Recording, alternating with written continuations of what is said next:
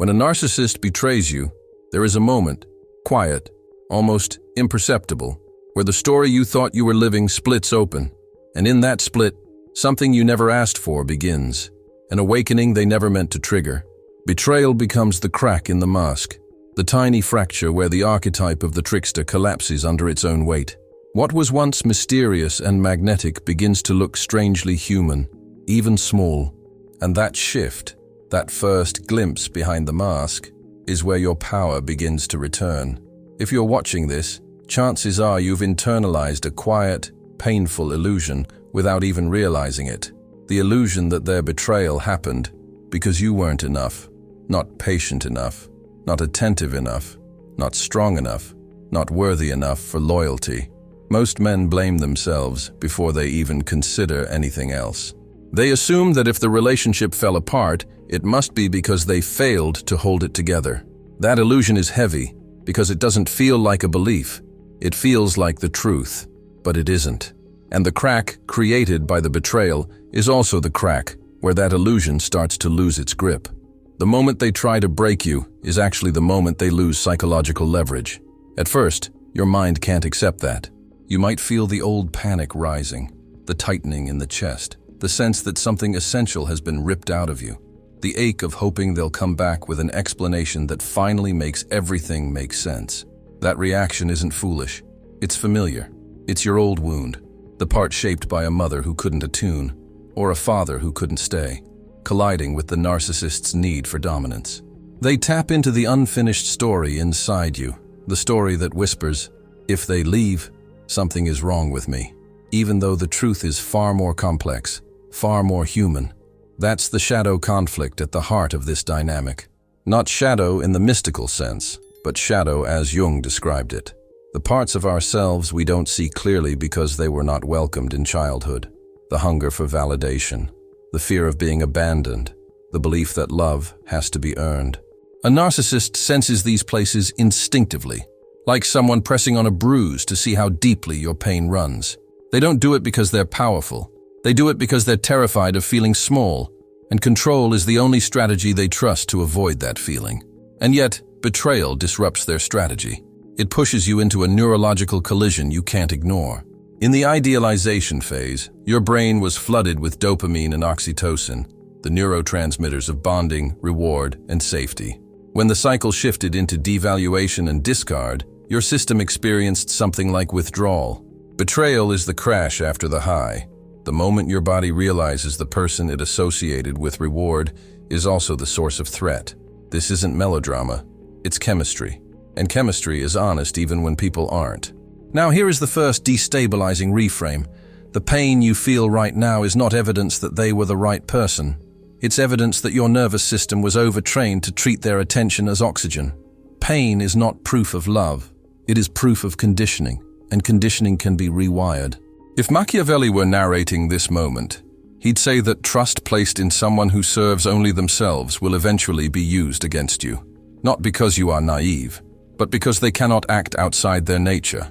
If Jung were narrating it, he'd say that the collapse of false trust is often the beginning of individuation, the moment you stop living inside someone else's projection and begin returning to your own center. Both perspectives lead back to the same truth. The backfire is built into their psychology, not yours. Betrayal exposes the limits of their illusion, not the limits of your worth. It reveals the point where manipulation no longer works the way it used to, because the part of you that once accepted the story begins to question it. And questioning is the first sign of awakening. Before we move deeper, I want to name something gently but clearly. Many men think their suffering means they're weak, but often the suffering simply means they learn to survive by holding everything together alone. If that's you, there is nothing to be ashamed of. You're not broken, you're waking up. Stay with me, because later in this video, right around the midpoint, I'll name a pattern most men never see until years after the relationship ends. And once you see it, the entire dynamic begins to shift. For now, let's step into the first layer of the backfire. The miscalculation narcissists make at the very beginning. The assumption that your wound will keep you obedient. There is a moment, often early in the relationship, where something inside you softens in a way you didn't expect. Maybe it happened during a late-night conversation when they said words no one has ever said to you. Maybe it was the intensity, the closeness, the sense of being understood with unusual precision. Whatever form it took, it touched a part of you that had been waiting a very long time. This is the part shaped by unfinished childhood stories, the mother who couldn't attune, the father who withdrew, the emotional environment where attention and safety were fused into one. Narcissists don't consciously identify this place, but they sense it. They sense which version of you responds most strongly to approval and which version fears losing it. From that moment forward, they assume they have discovered the lever that will keep you obedient. For many men, this conditioning is so old that it doesn't feel like conditioning at all. It feels like longing. It feels like connection. It feels like finally being seen. And because it feels so natural, the narcissist's early control doesn't look like control. It looks like intimacy. Their attention feels like relief. Their intensity feels like meaning. Their approval feels like home. What you may not have realized in the moment is that they weren't bonding with your whole self. They were bonding with your wound, the part of you still waiting for someone to stay. When the betrayal eventually comes, it reactivates that wound with surgical accuracy. They assume this reactivation will pull you closer, not push you away. There is a neuroscientific dimension to this as well, not dramatic, simply human. In the early idealization phase, your system receives powerful doses of dopamine and oxytocin. Your brain pairs them with reward, comfort, and possibility. Over time, as affection becomes intermittent and unpredictable, the bond deepens not because it is healthy, but because your body begins anticipating the next moment of repair. This anticipation is what keeps many people attached long after the relationship has turned painful. The body waits for the reunion, the apology, the soft moment that makes the chaos feel worthwhile. When the betrayal happens, the crash is not only emotional, it is neurological, and in that crash, they assume your desperation will guarantee your compliance. But here is where their calculation begins to unravel. They expect the betrayal to lock you more tightly into the cycle. They believe the fear of abandonment will override every other instinct. What they never account for is the threshold inside you, the quiet, invisible line where your nervous system simply says enough. That threshold is rarely dramatic. It doesn't always look like clarity or confidence. Sometimes it looks like exhaustion.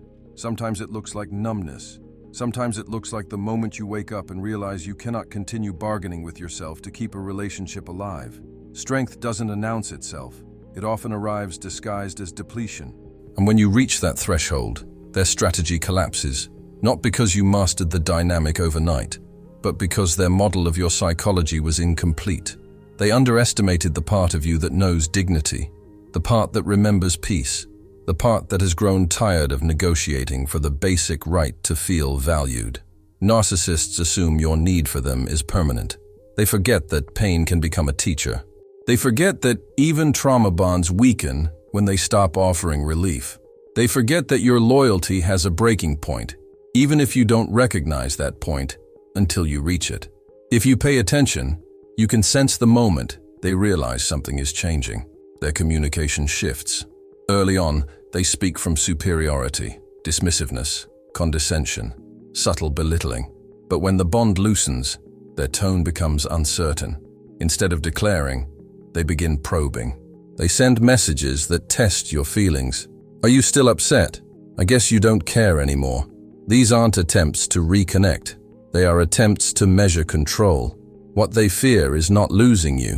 What they fear is losing the projection they built on top of you, the compliant version of you that validated their importance. This leads to a subtle but profound reframe. Their panic is not about your absence. It is about the collapse of the role you once played. When you stop behaving according to their script, you don't just threaten the relationship. You threaten the psychological architecture that keeps their identity intact. And that is what we'll explore next, because the true backfire doesn't begin with your withdrawal alone. It begins when the projection they depended on starts to crack, and the reality of who you are, separate, sovereign, and no longer hypnotized, begins to appear. We'll move deeper into that shift in the next chapter, where the collapse of their internal projection turns into an identity crisis they never saw coming. There comes a moment in these dynamics when something subtle but irreversible happens. The narcissist stops relating to you as a person and begins reacting to you as a threat, not because you attacked them, but because you stopped fulfilling a psychological function they depended on. In their world, you were never simply a partner. You were a reflection, a mirror, a stabilizer for an unstable identity. And when betrayal fails to pull you back into place, the projection they cast onto you begins to fracture. To understand this shift, it helps to remember that narcissists live inside an internal fantasy of superiority. Not a conscious one they brag about, but a deeper, fragile fantasy that says, I am special, exceptional, untouchable, above ordinary limitations. This fantasy protects them from unbearable feelings of smallness. When they diminish you, through betrayal, criticism, or emotional withdrawal, they're not just hurting you, they're preserving the illusion inside themselves. You become the backdrop against which they maintain their inflated sense of self. But the moment you stop responding the way they expect, the script malfunctions. Jung described the persona as the mask we wear to navigate the world. For most people, the mask is flexible and thin. For the narcissist, it becomes rigid and essential. The persona inflates into something grandiose, something disconnected from genuine selfhood. And like any inflated object, it is vulnerable to puncture. Your withdrawal, even if it's quiet, even if it's simply emotional rather than physical, puts pressure on that inflation. You're no longer confirming their greatness. You're no longer absorbing their projections. You're no longer cushioning their shame. And when the external mirror stops cooperating, the internal structure begins to wobble. This is where the unexpected reversal begins. They believed betrayal would shrink you. They believed it would make you chase, explain, bargain, and twist yourself into the shape they preferred. They didn't expect it to spark something different. Individuation. Individuation sounds abstract, but in practice, it's simple. It's the moment you begin to sense yourself again. The moment you ask, what if this relationship isn't the measure of my worth? The moment your identity, which was once fused with maintaining the connection, begins to stand on its own legs. And when that happens, the narcissist experiences a kind of psychological vertigo. There is a scene in the film Whiplash where the abusive mentor loses his grip the instant the student stops needing his approval. Nothing dramatic happens. The student simply realizes internally, I'm not playing for you anymore. That quiet shift collapses the mentor's authority, not because the mentor changed, but because the student's orientation changed. Something similar unfolds here. Your withdrawal is not an act of rebellion. It is an act of recognition. And that recognition destabilizes the narcissist's internal architecture more than any confrontation ever could. Here's the reframing moment to sit with. The crisis unfolding inside them has very little to do with losing you. It has everything to do with losing the illusion that you were theirs to control. When you stop validating the grandiose persona, when you stop participating in the fantasy, the gap between who they pretend to be and who they fear they are becomes harder for them to ignore. Their identity begins to leak, not visibly, not always through words, but through inconsistencies, panic, sudden neediness, or sudden hostility. And this leakage sets the stage for an even deeper backfire. Because once their projection collapses, a new layer of the dynamic emerges, one that has less to do with psychology and more to do with physiology. The next turn in this story unfolds inside the nervous system itself, not just theirs, but yours. And when your nervous system shifts, the entire balance of power shifts with it. There is a stage in healing that doesn't begin in the mind. It begins in the body. Long before you fully understand what happened, long before you can articulate the pattern or name the dynamic, your nervous system starts adjusting to the truth your mind isn't ready to speak. This shift is subtle. It doesn't announce itself. It might even feel like confusion or emptiness or a strange distance from the person who once had total access to your emotional landscape. But this shift, quiet, physiological, and often misunderstood, is the one thing narcissists never anticipate. After betrayal, many men try to think their way out of the pain. They analyze, they dissect, they search for explanations, they replay conversations, looking for the moment where everything turned.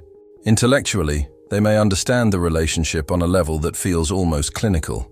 But inside the body, something very different is happening. The system stays alert. muscles tighten, breathing becomes shallow. The phone lighting up creates a spike in the chest. The absence of contact feels like danger, not peace. The mind studies, but the body remains entangled. This is where the first reframe of this chapter lands. Intellectual clarity does not untie a physiological knot. You can understand the pattern perfectly and still feel hooked. It isn't weakness, it's conditioning. The nervous system evolves through repetition, not information. And then, slowly, something begins to shift. Neuroscience describes how the brain rewires associations over time. Early in the relationship, the narcissist was paired with pleasure, excitement, connection, intensity, dopamine. Later, the same person becomes associated with pain, anxiety, confusion, emotional unpredictability. When betrayal enters the system, the amygdala starts keeping score. It learns, it adjusts, it begins to recognize the person as a source of threat rather than reward. The bond weakens not because you decide it should. It weakens because your body can no longer maintain the contradiction. This transition is rarely graceful. It can feel disorienting. Moments of insight followed by moments of yearning. Moments of strength followed by moments of collapse. But beneath these fluctuations, your nervous system is disentangling itself from the cycle. And here is where the backfire deepens. Narcissists interpret your reduced reactivity not as healing, but as defiance. They believe you are withholding attention to challenge them. They assume you are strategizing. They mistake your internal shift for an external game. When you respond less intensely, they sense it immediately. Your silence feels different. Your tone sounds different. Even your presence carries a different weight. This triggers something primal in them, the fear of becoming irrelevant. For someone whose identity depends on controlling the emotional weather of others, neutrality feels like abandonment. Your calm becomes a provocation. Your quiet becomes a threat. And depending on their style, this threat may surface as sudden anger or equally sudden fragile vulnerability. Here is a sentence many men pause on when they hear it. The moment you stop reacting, you stop being useful to their psychological survival. Not valuable, useful. And when usefulness fades, their behavior often becomes erratic, because the old levers no longer move you in predictable ways.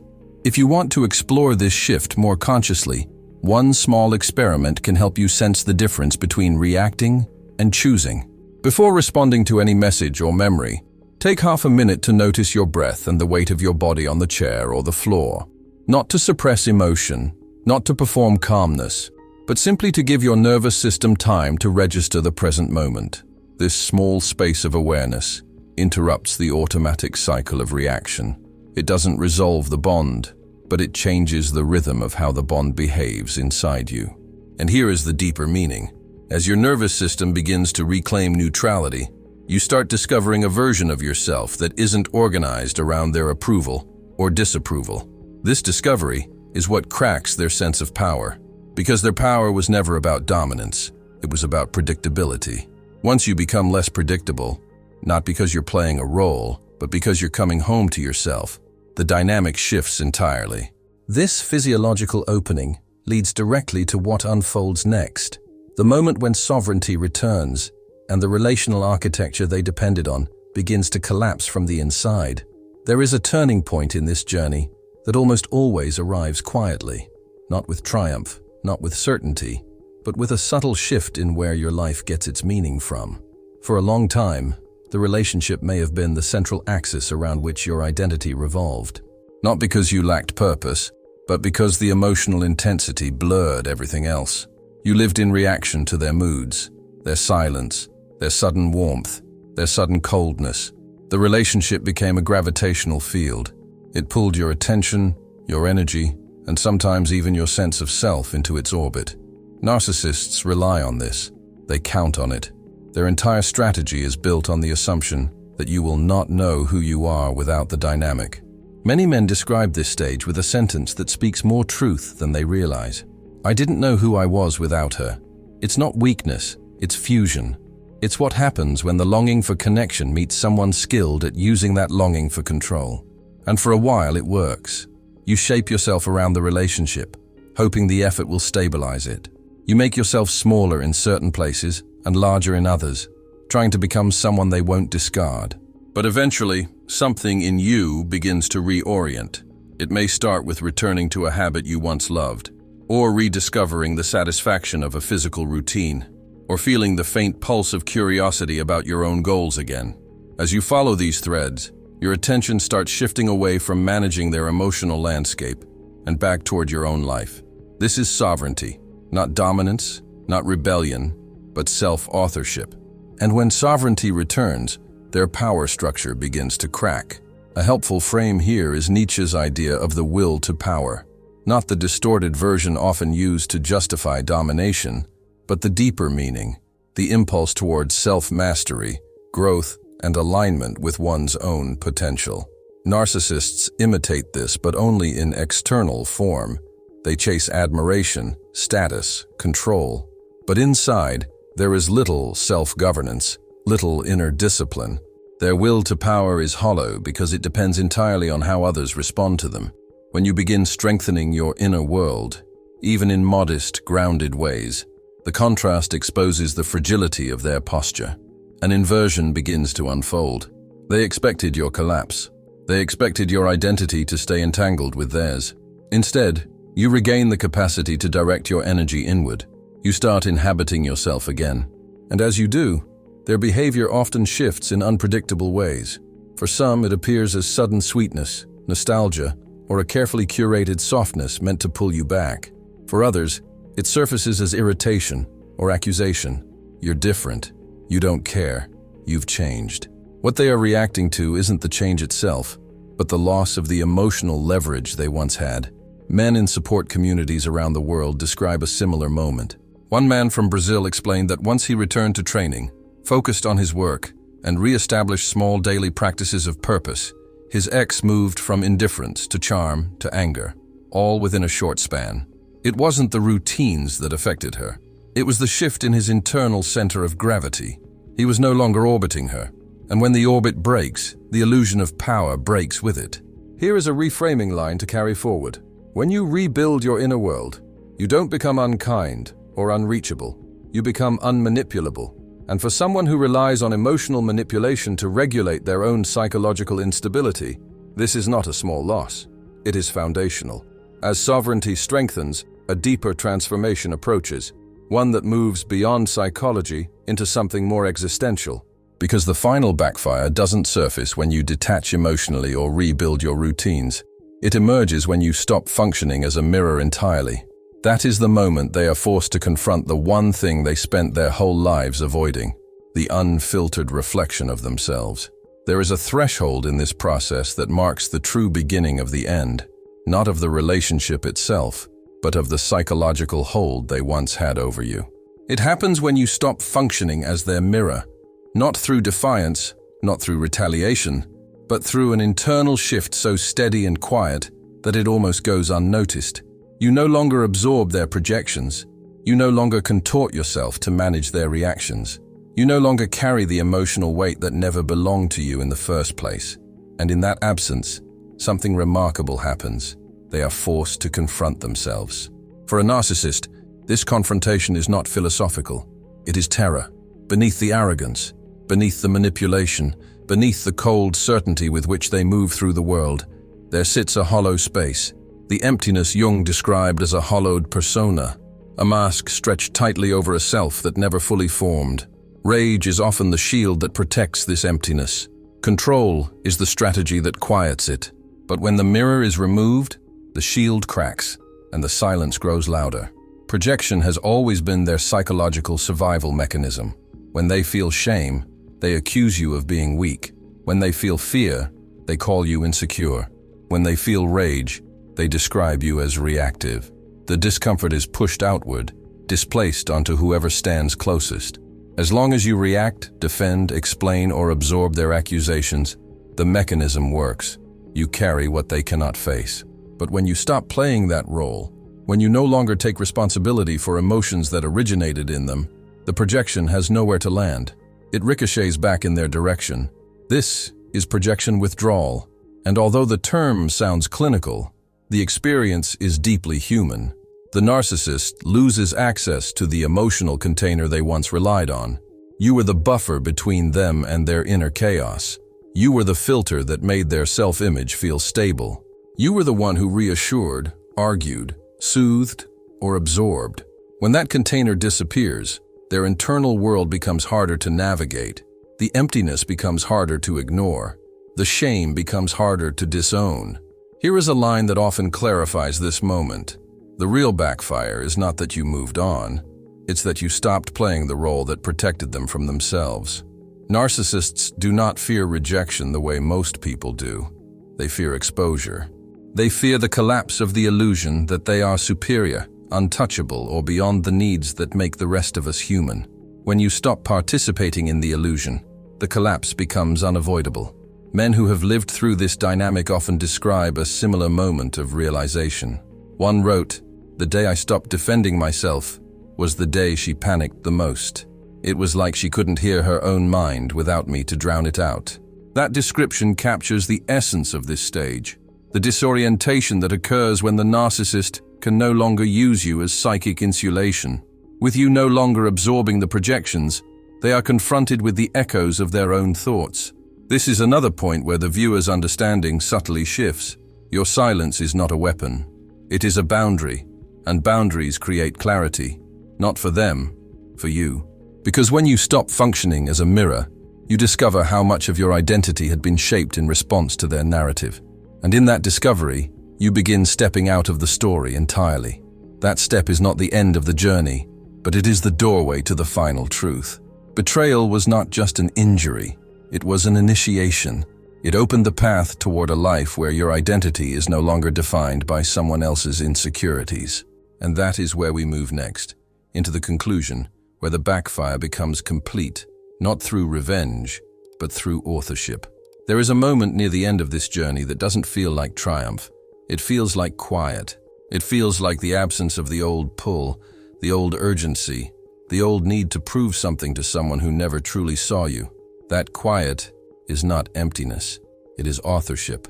It is the recognition that the story you were living in was never yours alone. It was shaped by their wounds, their projections, their illusions of superiority and control. And when you step out of that story, the backfire becomes complete, not because they lose, but because you return to yourself. The final insight is simple, though it often takes time to fully inhabit. The moment you reclaim authorship, their betrayal becomes irrelevant, not injurious. Irrelevant does not mean forgotten, and it does not mean unimportant.